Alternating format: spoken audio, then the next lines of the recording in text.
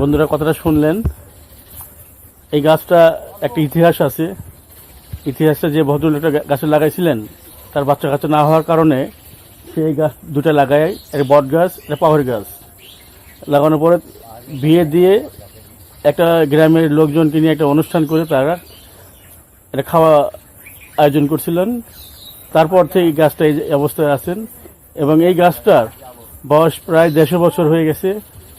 এবং আপনারা গাছের আয়তন দেখেই বুঝতে পারবেন গাছটা কেমন বয়স হয়ে গেছে।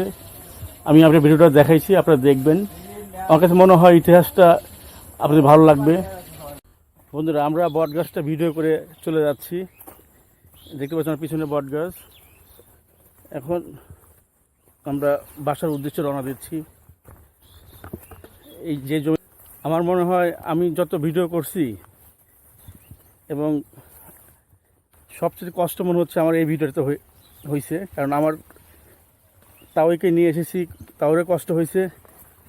আমরা দেখ কষ্টটা শেষ পর্যন্ত সফল হয়েছে, ভিডিওটা করতে পারছি, আমি আপনাদেরকে ইতিহাসটা জানাতে পারছি। ধন্যবাদ। এই যে আমার সামনে আমার তাওয়াই আছে, দেখেন।